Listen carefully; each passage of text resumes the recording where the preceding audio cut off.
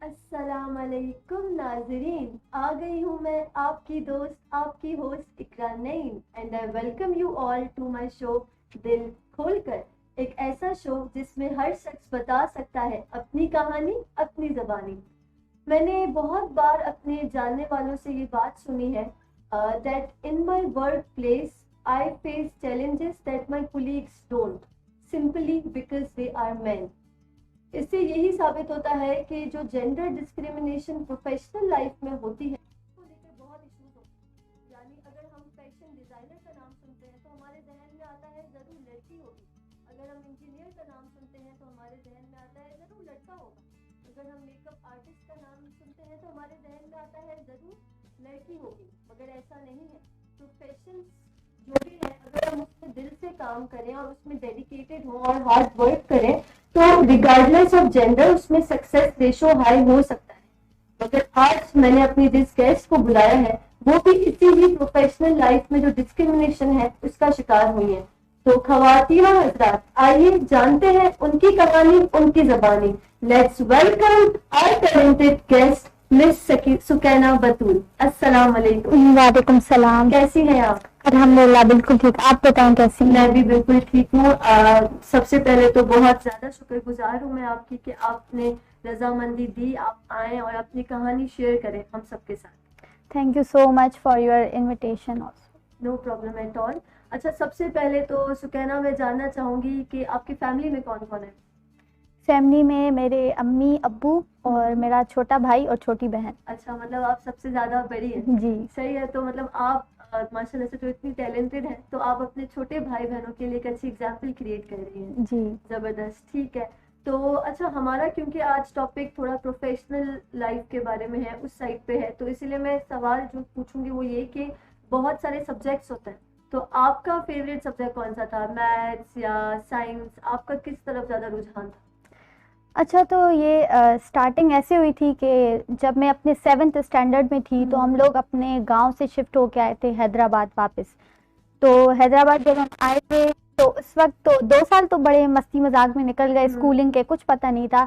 जब बारी आई थी 9th क्लास की और वहाँ पे होता है कि आप कंप्यूटर सिस्टम चूज करें या आप बायोलॉजी में जाएं, तो बायोलॉजी से मेरा मतलब इंटरेस्ट नहीं था, मेरी नहीं बनती थी, तो हम सब लोग भागते थे उससे ना तकरीबन।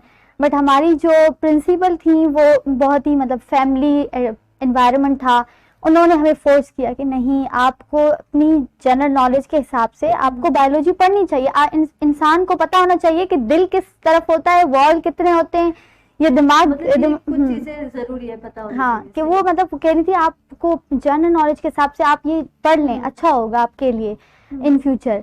तो जैसे तैसे करके 9th मैट्रिक हमारा ऐसे ही निकल गया। जब फर्स्ट ईयर में आई थी बारी तो फिर मुझे पता चला कि मेरा इंटरेस्ट बेसिकली फिजिक्स और मैथमेटिक्स में था, और इसी तरह से जी मतलब सब इंटरेस्ट उसमें था। तो ऑफ कोर्स मुझे फर्स्ट ईयर इंटर मैंने प्री इंजीनियरिंग में कंटिन्यू कर दी थी।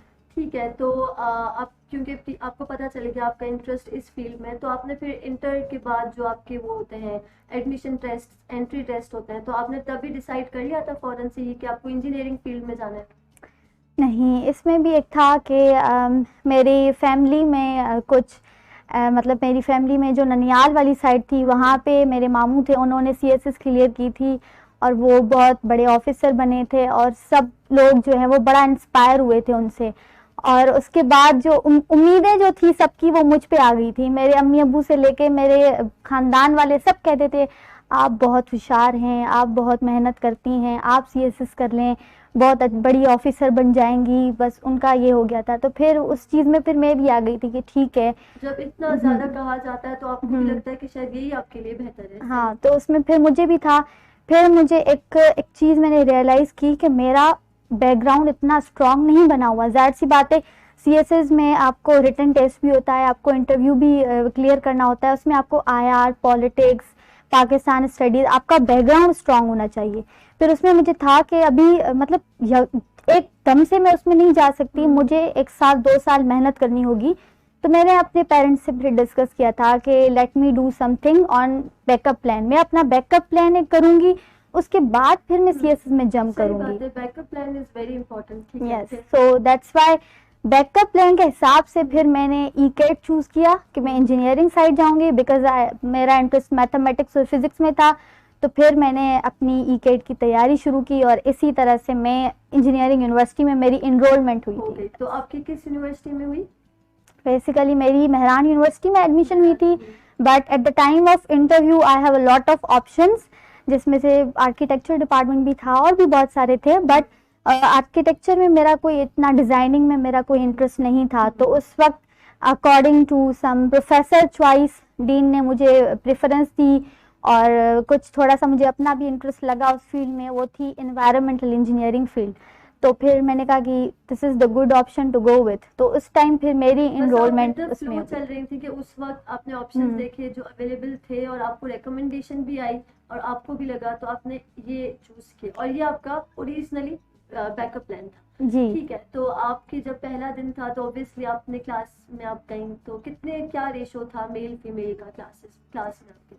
इंजीनियरिंग टू बी ऑनेस्ट मुझे नहीं पता था कि इंजीनियरिंग वर्ड का मतलब भी क्या होता है। बस मुझे ये था कि आपको बैकअप प्लान में कुछ चीज़ें रखनी है और आपका इंटरेस्ट जिस फील्ड में था तो वो मुझे डाइवर्ट उसी तरफ करके जा रही थी। जब इन्वायरमेंटल इंजीनियरिंग डिपार्टमेंट में गई, मेरा पहला दिन था, तो the ratio was like 2/3 boys का था, 1/3 गर्ल्स का था। तो स्टार्टिंग मेरी इसी तरह से हुई थी यूनिवर्सिटी लाइफ की। तो वहाँ पे मुझे एक लगा कि वहाँ पे मुझे ना एक वो फ्रेज़ याद आ रहा था कि इंजीनियरिंग फील्ड शायद लड़कों की होती है, लड़कियों की नहीं होती। बाकी वो तकरीबन लड़कियाँ ऐसी वैसी आ जाती हैं जो कि मेडिकल बैकग्राउंड में जो होती हैं, जो सक्सेस नहीं मिलती, आप वो तकरीबन लोग इंजीनियरिंग में चले आते हैं, या फिर मेरे जैसे जिनको सब्जेक्ट्स में। सोसाइटी में कुछ फील्ड्स हैं जो बचपन से जहन में बातें बिठाई जाती हैं। तो अगर इंजीनियर है तो लड़कों के जहन में बिठाया जाता है कि आपको इंजीनियर बनना है, लेकिन क्योंकि आप जो सुनते हैं वो भी असर होता है, तो लड़कियों को इतना नहीं बिठाया जाता कि आपको इंजीनियर बनना चाहिए या क्या। इसीलिए भी मुझे लगता है कि लड़के आपकी क्लास में भी मेजॉरिटी में थे। ठीक है, तो आपकी यूनिवर्सिटी लाइफ फिर कैसे रही? यूनिवर्सिटी लाइफ अल्हम्दुलिल्लाह मेरी बहुत अच्छी हुई, बट स्टार्टिंग में ये चीज़ें थी। अब जाहिर सी बात है, मैं अगर इनरोल हो गई थी तो फिर मेरा भी था कि मैं जो है अच्छे से अच्छा अपना रिजल्ट दे सकूं, क्योंकि बैकअप में भी तो आपको पास होना है, अच्छे ग्रेड्स लाने से। यस, तो फिर मैंने वो चीज़ें भी सुनी थी कि भाई यहाँ पे गोल्ड मेडल मिलता है जो पोजीशन उठाता है, अगर आप सेकंड थर्ड आते हैं आपको मेरिट सर्टिफिकेट मिलता है। तब से फिर मेरा एक बना गया, पोजीशन में तो आना है, टॉप में तो अभी आना है कुछ भी करके। उसके अलावा मेरी जो कॉलेज लाइफ थी उसमें थोड़ी सी मैं अदर एक्टिविटीज़ में भी एक्टिव थी, जैसे स्पीच कॉम्पिटिशन्स हो गए और वो चीज़ें। तो मुझे याद है आज भी कि फर्स्ट ईयर में हम थे और 2019 था और उसमें मॉडल यूनाइटेड नेशंस हो रहा था हमारी यूनिवर्सिटी में। जी, मेहरान यूनिवर्सिटी का वो सिग्नेचर इवेंट था और उसमें वो जो पीआर ड्राइव करने आए थे उन लोगों ने बड़ा मोटिवेट कर दिया और आधी से ज़्यादा क्लास खड़ी हो गई थी कि चलो हम पार्टिसिपेट करेंगे। उसमें से एक मैं भी थी और मैंने पार्टिसिपेट किया था। 3 दिन का वो एक्सपीरियंस था और वो मेरे लिए एक लाइफ चेंजिंग एक्सपीरियंस था, क्योंकि वहाँ पे मैंने अपने अंदर एक क्वालिटी जो है ना वो डिस्कवर की कि मैं पब्लिक स्पीकिंग में बहुत अच्छी हूँ। कॉन्फिडेंस आपने देखा कि आप में है कि आप बात कर सकते हैं। हाँ, मैं बहुत अच्छा बोल सकती हूँ और मुझे ये भी चीज़ मिली कि कहीं ना कहीं मैं लीडिंग रोल में भी जा सकती हूँ। तो फिर वहाँ से और मैं उस मन में जो मेरा एक्सपीरियंस था वो बहुत अच्छा रहा और वहाँ से मैं इंस्पायर हुई कि भाई वहाँ पे एग्जीक्यूटिव बॉडी मेंबर्स थे जो सबसे टॉप वाले थे। तो वहाँ पे लड़की भी थी, लड़के भी बैठे हुए थे। तो मुझे हुआ कि भाई 2-3 साल हैं मेरे पास कि कुछ ना कुछ करके उस सीट पे पहुँचना है। आपका ये गोल था, सही जबरदस्त। जी, वो गोल बना और अल्हम्दुलिल्लाह 2022 में वो गोल अचीव हुआ। और जी, और जब मैं डायरेक्टर जनरल वहाँ पे बनी तो फिर मुझे पता चला कि अगर आप एक लड़की हैं तो आपके अंडर इतने सारे लड़के और चंद लड़कियां वो आपके अंडर हैं, अब आपको उनको लीड करना है। तो वो मेरे लिए थोड़ा सा चैलेंजिंग था कि आप एक लड़की हो के आप कैसे इतने सारे लोगों को लीड करेंगी, जबकि उसमें से जो मेन रेशो था वो लड़कों का था। बट अल्हम्दुलिल्लाह टीम बहुत सपोर्टिव थी, मेरे जो दूसरे एग्जीक्यूटिव बॉडी मेंबर्स थे वो बहुत सपोर्टिव थे, टीचर्स बहुत सपोर्टिव थे और जो मेरे अंडर जो एग्जीक्यूटिव मेंबर्स आ रहे थे, ओसी मेंबर्स आ रहे थे, वो भी बहुत अच्छे थे। तो हमने मिलके बहुत ही एक सक्सेसफुल इवेंट किया था। एज अ गर्ल मेरे लिए चैलेंजिंग था कि मैं इतने सारे लड़कों को लीड करूं और चीज़ें वो जो है वो एग्जीक्यूट करवा सकूं। तो ये तो आपकी बहुत एक अच्छी एग्जाम्पल है, और इसमें मैं ये भी कहूंगी कि आपने भी इस फैक्टर को, कि अगर बॉयज मेजोरिटी में है, एक इंजीनियरिंग यूनिवर्सिटी है, तो इसको आपने खुद पे हावी नहीं होने दिया और इसको एक बैरियर नहीं किया कि नहीं यहाँ पे तो लड़के ही ज्यादा हैं, उनको ही मिलेंगी। आपने खुद ढूंढी अपने लिए अपॉर्चुनिटी और खुद को एक प्रूफ किया। इसके अलावा आप जैसे बता रही हैं आप एक्स्ट्रा करिकुलर एक्टिविटीज में कॉलेज से थी, तो आपने और क्या क्या यूनिवर्सिटी लाइफ में किया? इसमें एक तो क्रेडिट मैं अपनी यूनिवर्सिटी को भी देना चाहती हूँ कि मेहरान यूनिवर्सिटी जो है अभी धीरे धीरे वो चीज़ें आ रही हैं कि आप लड़कियों को भी आगे लेके आए। हर इवेंट्स में लड़कियों का भी पार्टिसिपेशन रेशो होता है, बट वो होता है कि कहीं कहीं वो लड़कियां खुद भी आगे नहीं आती। वो एक होता है कि आप में हाँ कॉन्फिडेंस भी और वो डर भी निकालने की ज़रूरत होती है। तो फिर धीरे धीरे हमने अपने डिपार्टमेंट के अंदर ही सोसाइटी इनिशिएट की थी और उस सोसाइटी में मैं जनरल सेक्रेटरी बनी थी। और हालांकि वो कहते हैं कि प्रेसिडेंट बहुत बड़ी पोस्ट होती है, बट जनरल सेक्रेटरी उसके अंडर आता है, पर फिर भी उसको भी जी उसको भी बहुत सारे काम जो हैं वो करने पड़ते हैं। तो मैं एक लड़की थी, बट मेरे लिए वो एक बहुत बड़ी बात थी। मतलब मैंने इतने सारे इवेंट्स में पार्टिसिपेट किया था, तो मेरे अच्छे खासे कनेक्शंस ग्रो हो गए थे।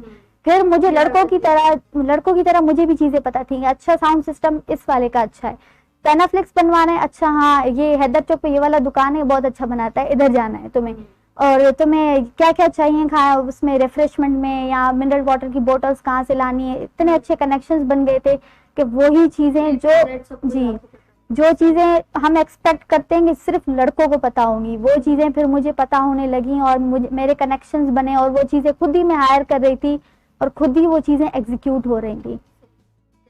अच्छा, अभी हाल ही में जैसे मुझे पता है कि आप इंजीनियरिंग को ये आगे परस्यू कर रही हैं, तो लेकिन आपका इनिशियली इंजीनियरिंग एक बैकअप प्लान था, तो वो क्या टर्निंग पॉइंट था जब आपने सोचा कि नहीं इंजीनियरिंग को ही आगे लेके जाना है और सीएसएस को नहीं करना? तो वो क्या ऐसा पॉइंट था आपकी यूनिवर्सिटी लाइफ में?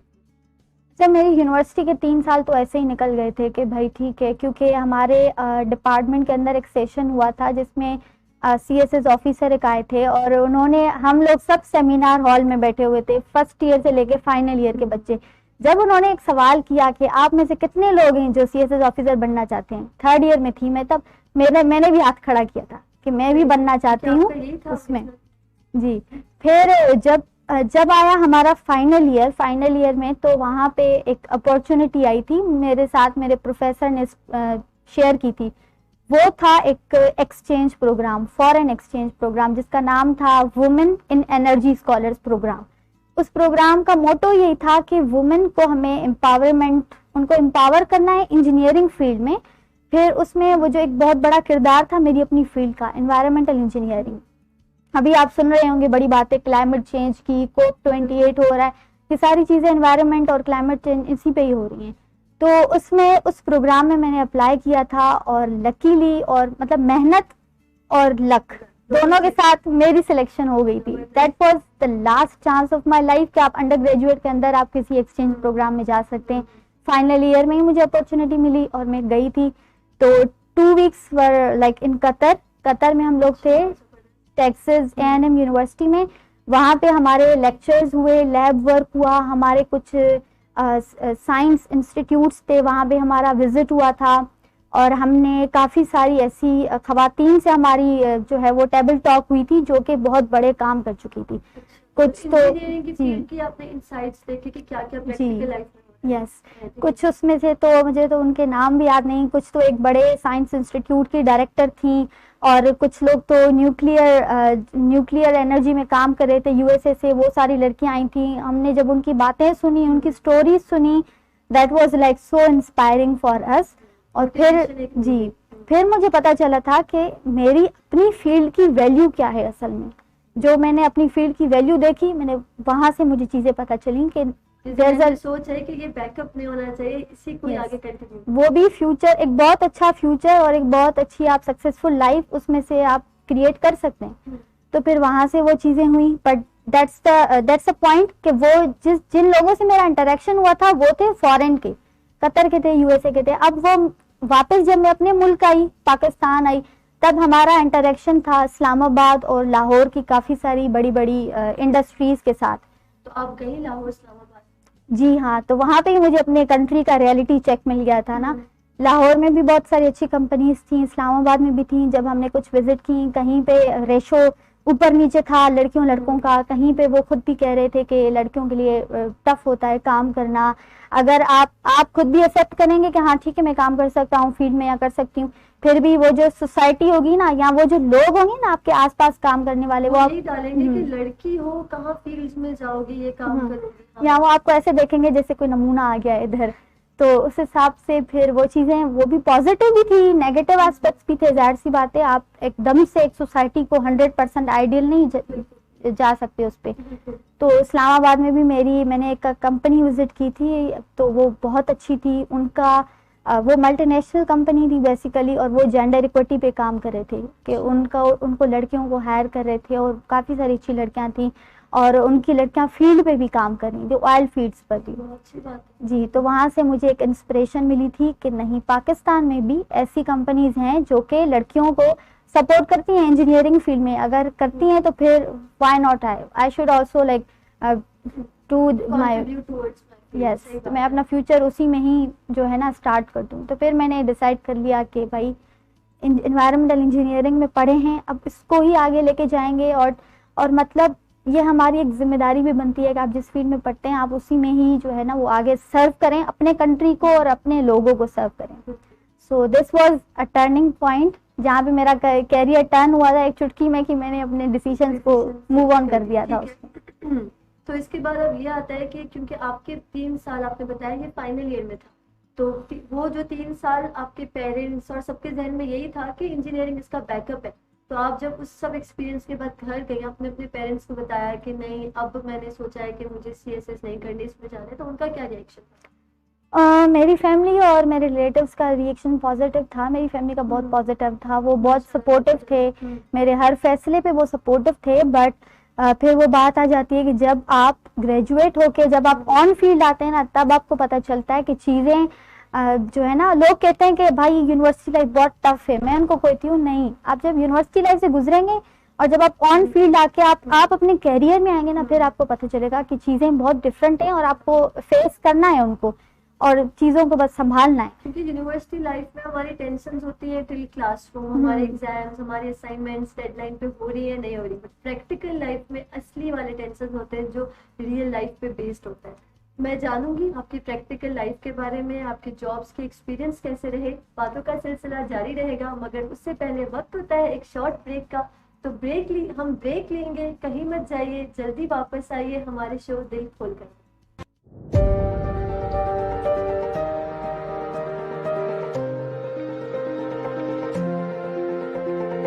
पाकिस्तान कॉलिंग के मेहमान, एक मुहिब्बे वतन पाकिस्तानी, कश्मीर की जंग आज़ादी के मुजाहिद lieutenant colonel Syed Iftikhar Ahmad, तमग़ा Imtiaz military.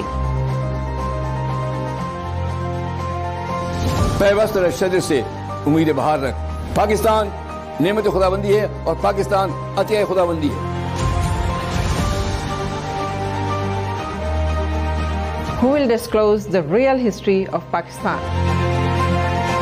to dispel the despair and despondency?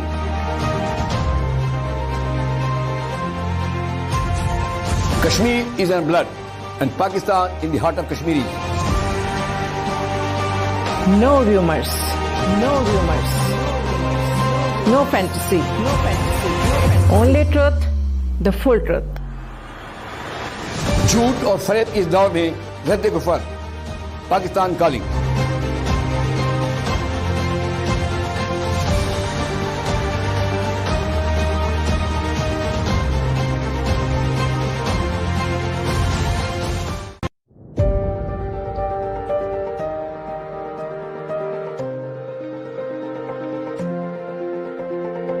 Pakistan calling के मेहमान, एक मुहिब्बे वतन पाकिस्तानी, कश्मीर की जंग आज़ादी के मुजाहिद लेफ्टिनेंट कर्नल सैयद इफ्तिखार अहमद, तमग़ा इम्तियाज़ मिलिट्री। पैवस्त रशद से उम्मीद बहार रख, पाकिस्तान नेमत खुदाबंदी है और पाकिस्तान अतिया खुदाबंदी है। Who will disclose the real history of Pakistan to dispel the despair and despondency?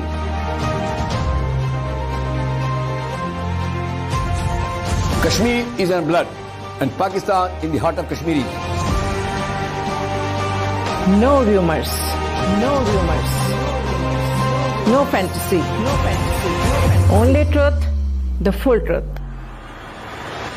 झूठ और फरेब इस दौर में रद्द गुफर पाकिस्तान कॉलिंग.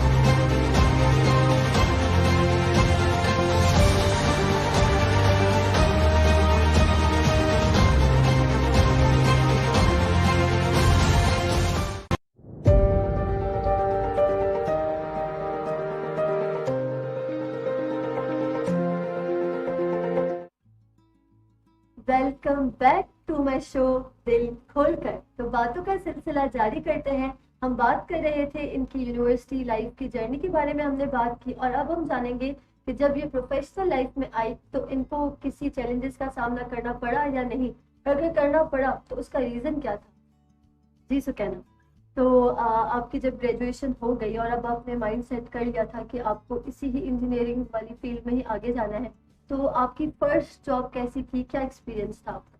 अच्छा, ग्रेजुएशन तो हमारी मतलब कॉन्वोकेशन ये सब चीज़ें वाइंड अप हो गई थी दिसंबर 2022 में, और जॉब डायरेक्टली जॉब सेक्टर में जाना तो काफ़ी ज़्यादा डिफ़िकल्ट था बीइंग अ गर्ल, क्योंकि मैं हैदराबाद रीजन की थी। तो पहले बात तो हैदराबाद के रीजन के अंदर इतनी अपॉर्चुनिटीज़ नहीं थी, अपॉर्चुनिटीज़ थी भी तो कराची में थी, और फिर कराची में थी तो फिर मुझे अपने फील्ड के हिसाब से देखना था।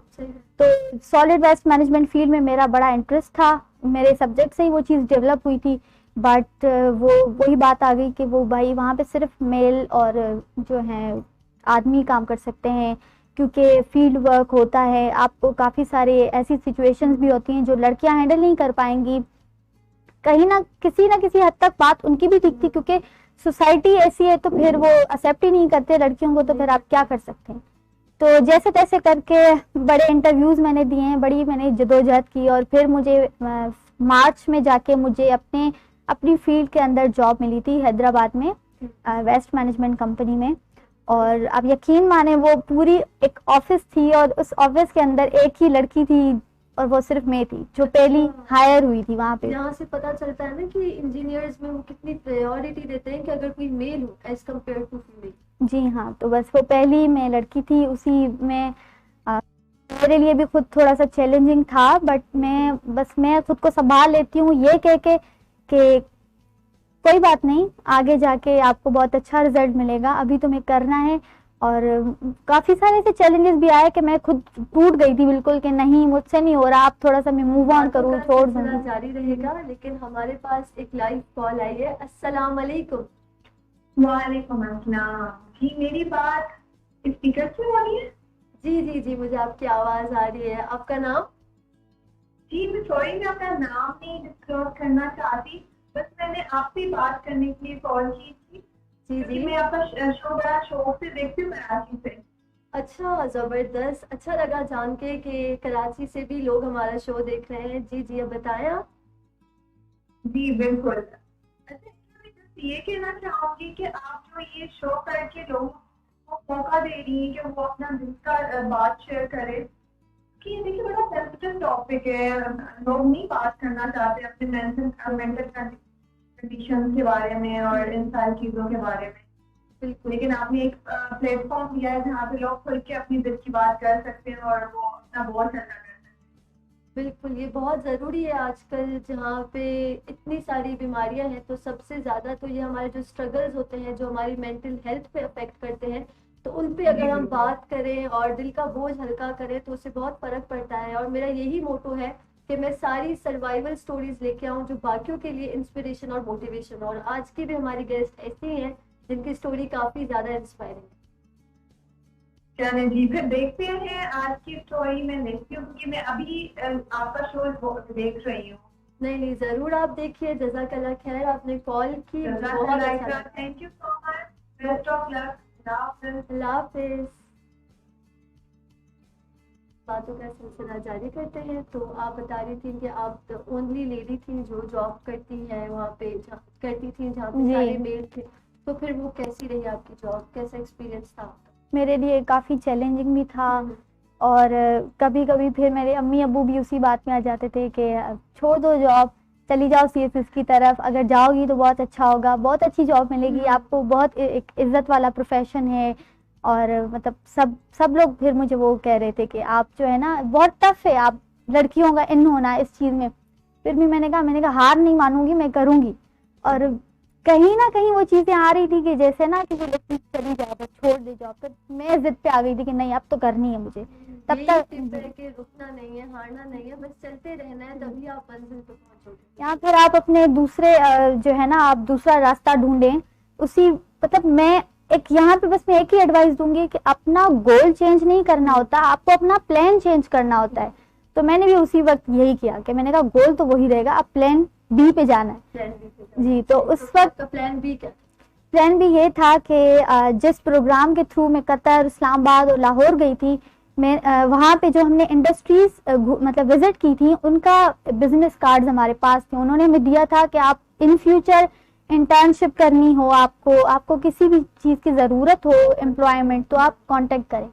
वहाँ पे मुझे याद आ गया, मैंने कंपनीज के कार्ड्स निकालना स्टार्ट किए, मैंने उनके ईमेल्स निकाले, अपनी CV भेजना स्टार्ट की। ईमेल लिखा बड़ा अच्छा सा, आपके पास इंटर्नशिप है या ग्रेजुएट ट्रेनिंग प्रोग्राम है तो I am very interested, I am open to it.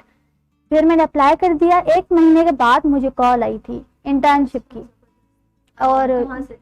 वो इस्लामाबाद की एक कंपनी थी और वो 1.5 महीने की इंटर्नशिप थी और मैं परमानेंट जॉब कर रही थी हैदराबाद में। It was a dairying decision कि आप एक इंटर्नशिप के लिए आप एक जॉब छोड़ो। जी, मतलब एक बहुत बड़ी बात है कि आप अपनी जॉब छोड़ रहे हैं 1.5 महीने की इंटर्नशिप के लिए। इट मीन्स कि 1.5 महीने के बाद आप क्या पता आप खाली हाथ बैठ जाएंगे, क्या पता आपको कुछ बहुत ही अच्छी चीज मिल जाएगी।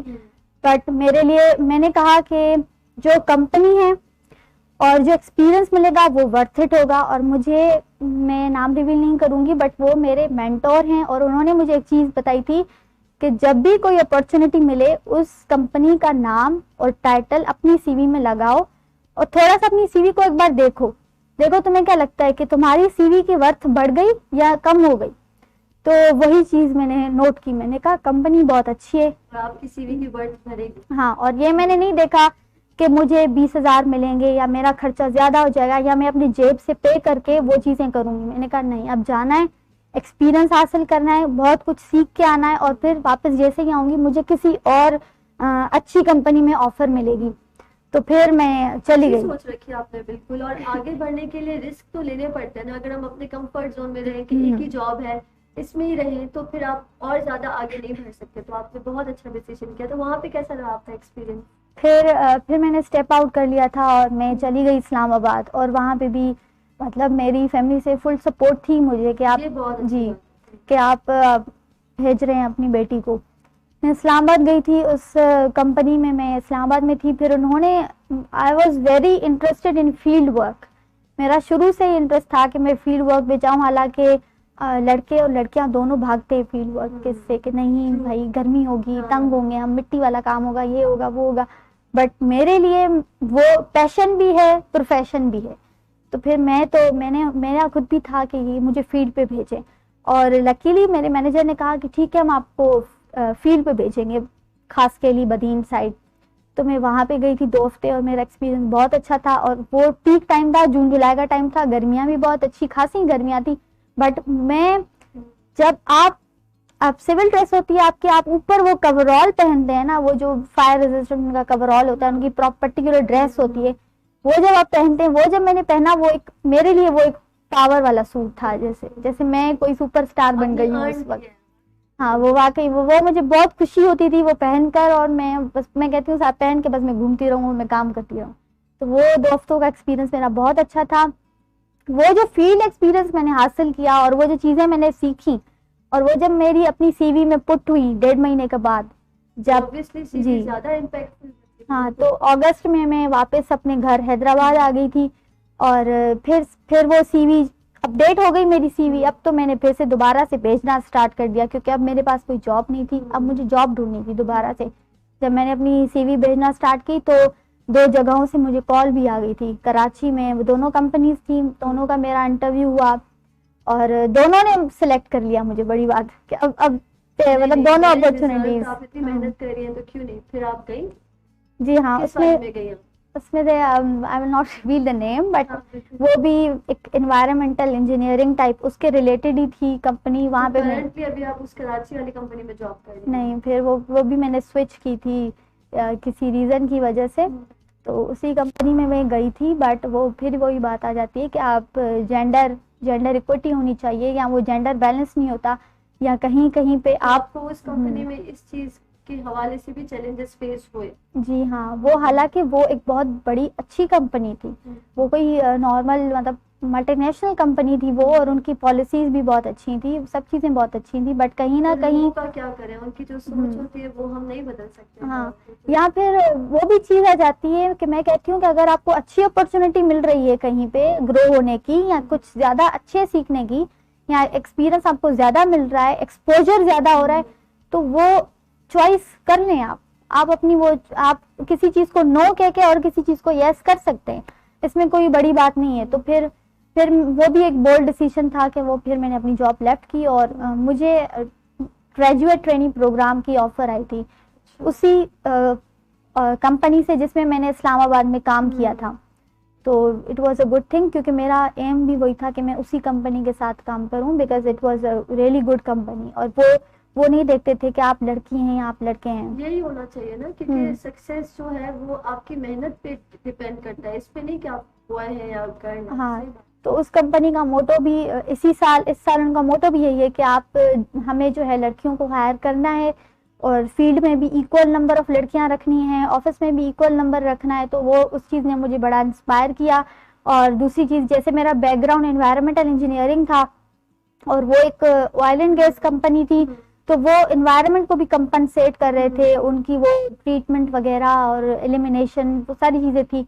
तो वो चीज़ भी मेरे लिए अच्छी थी कि मुझे सीखने को बहुत ज़्यादा मिलेगा, और एनवायरनमेंट भी बहुत मैटर करता है। फिर इसलिए फिर मैं एज अ ग्रेजुएट ट्रेनी अभी मैं उसी कंपनी के साथ काम कर रही हूँ, और अभी मैं फील्ड पे ही होती हूँ। अभी मेरा ऑफ था तो मैं फिर आई हुई थी अपने घर घूमने।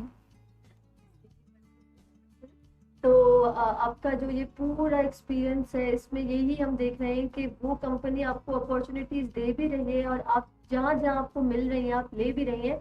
लेकिन कितना आसान हो जाएगा ना अगर हमें सारी कंपनीज हमें ऐसी अपॉर्चुनिटीज दे जहाँ पे जेंडर को वो ना देखें और सबको इक्वल दें। जाने से पहले मैं अपने हर गेस्ट से पूछती हूँ कि वो अपने एक्सपीरियंस से रिलेटेड या जनरली कोई पीस ऑफ एडवाइस दे हमारे नाज़रीन। मैं अपने पूरे यूथ को बस एक एडवाइस देना चाहती हूँ कि मायूसी एक बहुत बड़ा कुफर है, और इंसान को कभी भी हार नहीं माननी चाहिए। कामयाबी और नाकामी हर इंसान जो है ना वो अपनी लाइफ में झेलता है, और इस वजह से आपको हमेशा मेहनत करनी चाहिए, और कोई भी काम है वो दिल से करना चाहिए, क्योंकि एक ना एक दिन आपको उसी काम की वजह से सक्सेस मिलेगी। देर आए दुरुस्त आए, वही बात है। आपने बहुत अच्छी बात कही है। Thank you so much for coming to our show. Thank you. You welcome. नाजरीन, जाते जाते मैं भी कुछ कहूँगी। मैं ये कहूँगी कि equal gender inequality is not about women, and gender inequality is also not about man. It's about the job and work places giving equal opportunities to both regardless of gender. क्योंकि अगर अपॉर्चुनिटीज, एक होता है ना खुद हम ढूंढें, खुद ग्रैब करें जहाँ से मिले, बट अगर हमें अपॉर्चुनिटीज मिलेंगी नहीं, ये देखा जाएगा कि ये लड़की है तो ये जॉब लड़के के लिए सूटेबल है, या वाइस वर्सा, ये जॉब ये अगर लड़का है तो नहीं ये जॉब लड़की के लिए सूटेबल है, तो हम कैसे अपॉर्चुनिटीज ढूंढेंगे। सो आई होप कि सोसाइटी में ये चीज ज्यादा कॉमन हो कि प्रोफेशनल लेवल पे जेंडर इनइक्वालिटी ना हो। Thank you so much. अपना ख्याल रखें, दिल खोलकर मुस्कुराएं, दिल खोलकर। अल्लाह हाफिज।